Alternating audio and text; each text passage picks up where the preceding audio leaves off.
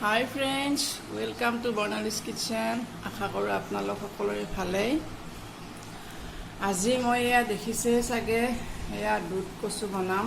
এই কচুটো খাবলৈ বৰ টেষ্টি হয়, একদম নধৰে, আপোনাৰ মিঠা মিঠা লাগে খাবলৈ। তো এয়া কচু মই বনাম বুট দি, অলপ বুট দিম, চানা বুটটো ইয়াতে। তো এতিয়া ইয়াৰ কাৰণে মই ইয়াৰ বাকলিটো গুচাই ল'ম। তো বনাই আছোঁ, তো চাই থাকক আপোনালোকে মোৰ লগত।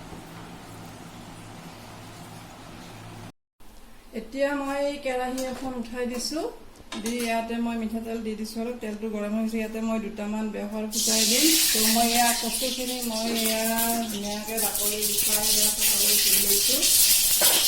এতিয়া মই ইয়াত দি দিম জ্বলা পিঁয়াজ।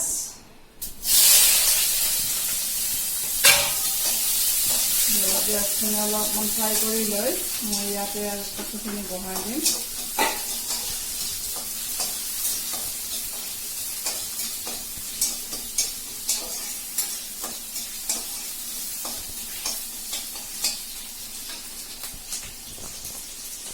ইয়াত মই কচুখিনি দি দিছোঁ, পিঁয়াজটো ফ্ৰাই হৈ গৈছে।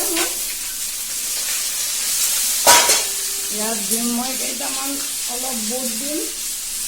বুট অলপ দি দিছোঁ।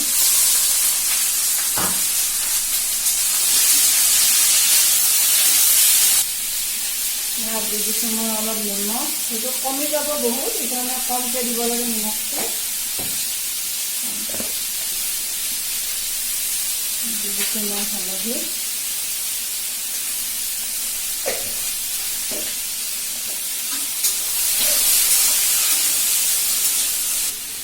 ইয়াত দি দিছোঁ মই অলপ এয়া জ্বলা নহৰু মই এনেকৈ পিচি ৰাখিছোঁ। ইয়াত দি দিছোঁ অলপ নহৰু এনেকৈ পিচা। এইটো মই এতিয়া ঢাকি থৈ দিম আৰু মাজে মাজে এইটো লাৰি থাকিব লাগিব।